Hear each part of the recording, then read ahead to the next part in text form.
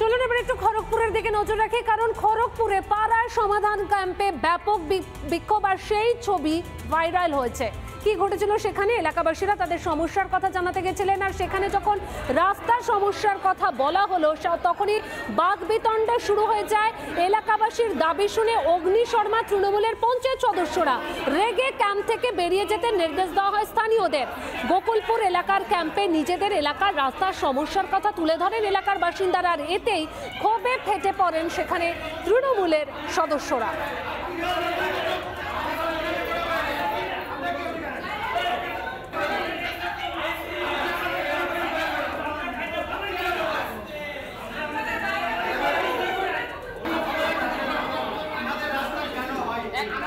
আমার পাড়া আমার সমাধান, এই যে উন্নয়ন জোয়ারটা যে দিদি সরকার যে চালিয়েছে, প্রত্যেকটা বুথে বুথে যে 10 লাখ টাকা যে মানে দিয়েছে এলাকা উন্নয়নের জন্য, সেই উন্নয়নটা কি আমরা এই রাস্তায় দেখতে পাবো? এই যে আমার পিছনে রাস্তাটা দেখুন কীরকম অবস্থা আছে। এই যে এখনো পর্যন্ত আজকের দিনে আমাদের কাঁচা রাস্তায় যাতায়াত করতে হচ্ছে, এই রাস্তায় যতটুকু মেরামতি সে আমরা ইট পাটকেল দিয়ে রাবিশ দিয়ে যাহা করে যাতায়াত করছি, কী কষ্টে যাতায়াত করছি, বাচ্চারা যে কী কষ্টে স্কুল যাচ্ছে, সে কিনে। আর যে হচ্ছে আমরা গতকাল যে পাড়া শুনানিতে গিয়েছিলাম, যে প্রধান উপপ্রধান আমাদের সাথে মিসবিহেভ করেছে, তারও ভিডিও হচ্ছে। তেনারা বলছেন কোনো সমস্যা, তোমরা বাইরে বেরিয়ে যাও, আমরা কি এলাকার বাসিন্দা নয়, আমরা কি সরকারের লোক নয়, আমাদের কোনো অধিকার নেই, আমাদের সমস্যা নেই, আমরা সেই সমস্যা কাকে জানাবো? আমরা সেই জানাতেই যাবো, কিন্তু তারা আমাদের সঙ্গে মিসবিহেভ করছে, বলে গেট আউট, এখান থেকে বেরিয়ে যাও। এটা সব জায়গায় হবে। টিএমসির নেতারা পাবলিকের কাছে গেলে অনেক কিছু জবাব দিতে হবে। শিক্ষকের চাকরির পয়সা, রেশনের চাল থেকে আরম্ভ করে যা যা গরিব কল্যাণ যোজনার কেন্দ্রের টাকার ব্যবস্থা, এমনকি লক্ষ্মী ভাণ্ডারেরও কাটমানির জবাব লোককে দিতেই হবে না, বার করে দেবে। কারণ ওই চোরগুলো গেলেই প্রধানের পক্ষে মুশকিল আছে। তারা তো লোকের ভোটে জিতে এসছে, তারা চাইলেও এদের জন্য কাজ করতে পারছে না, সমস্ত টাকার ভাগ দিতে হচ্ছে। প্রধানদের সমস্যা আছে, এরা গেলেই বিক্ষোভ বাড়বে। লক্ষ্মীর ভান্ডার চাই না, নিকাশি ব্যবস্থা ঠিক করা হোক, এমনটাই হুঙ্কার দিচ্ছেন হাওড়ার ডোমজুরের বাসিন্দারা। আর মহিলাদের এই বিক্ষোভের জেরে ব্যাহত হলো পাড়ার সমাধান ক্যাম্প। কি ছবি উঠে এলো সেখানে দেখা যাচ্ছে তারা রাস্তায় দাঁড়িয়ে রীতিমতন বিক্ষোভ দেখাচ্ছেন। আর এই যে গাফিলতি, সেই গাফিলতির কথা কিন্তু স্বীকার করলেন পঞ্চায়েত প্রধান।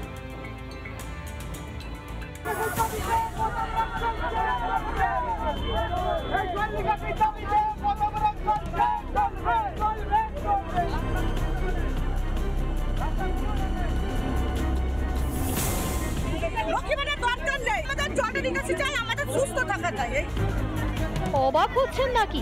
একদম ঠিক শুনেছেন, আর একবার শুনুন।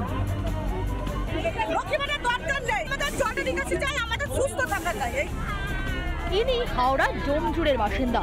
এখানকার বেগড়ি গ্রাম পঞ্চায়েত এলাকায় নিকাশি ব্যবস্থা বলে কিছু নেই। এ নিয়েই সাধারণ মানুষের ক্ষোভ, রাস্তা অবরোধ করে বিক্ষোভ।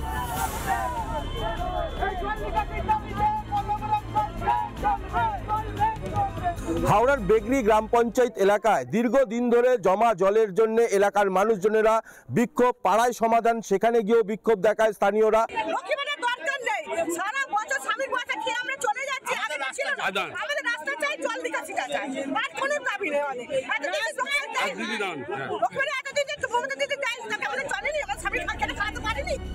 জমা জলে দুর্ভোগ চরমে, এরই মধ্যে গ্রামে পাড়ায় সমাধান ক্যাম্প।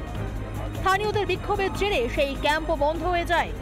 আর 14-15 বছর ধরে গ্রামের মানুষ পুরো এখন জলে ভাসছে যাকে বলতে গেলে। আমাদের পাড়া আমাদের সমাধান, এই যে ক্যাম্পটা যে করা হয়েছে, আমাদের পাড়া সমাধান হয়নি, সেই কারণেই আগে ওইটা সমাধান করুক, যে সমাধানটা আগে করুক, তারপরে তো আমাদের পাড়া আরো কাজ আছে অনেক, সেগুলো সমাধানের চিন্তা ভাবনা করবো। মেলা, খেলা, অনুদান, এটাই নাকি তৃণমূলের উন্নয়ন?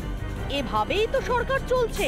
কিন্তু এবার তো জনতা অন্য কিছু ভাবছে, স্ত্রী সাথী ভান্ডার ছাড়তে চাইছে। সুস্থভাবে বাঁচতে উপযুক্ত নিকাশি ব্যবস্থা দরকার, যেটা হাওড়ার বিভিন্ন জায়গায় নেই। হাওড়া শহরের বেলগাছিয়া থেকে গ্রামীণ এলাকা ডোমজুর কিংবা সলক, বর্ষার হাওড়ায় জলে জল। শুক্রবার ডোমজুড়ে নিকাশির দাবিতে বিক্ষোভ, গাছের গুঁড়ি ফেলে রাস্তা আটকে দেওয়া হয়। বিক্ষোভের মুখে পড়েন তৃণমূলের স্থানীয় পঞ্চায়েত প্রধান। দাবি ন্যায্য, এর জন্য আমি 2 বছর প্রধান হয়েছি। পঞ্চায়েত তার 6খানা মেশিন তার চলছে এখানে, যতক্ষণ না ইন্ডাস্ট্রিয়াল সেখান থেকে হচ্ছে কিছু করার নেই। 1 থেকে 1.5 ঘন্টা অবধি চলে অবরোধ করে স্থানীয়রা বিক্ষোভ কর্মসূচি করতে থাকে।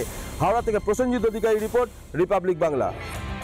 নানা ধরনের কন্টেন্ট দেখার জন্য লাইক করুন, শেয়ার করুন আমাদের ফেসবুক পেজ, সাবস্ক্রাইব করুন আমাদের ইউটিউব চ্যানেল। পাশাপাশি অন্যান্য ব্রেকিং নিউজের জন্য অবশ্যই চোখ রাখুন রিপাবলিক বাংলায়।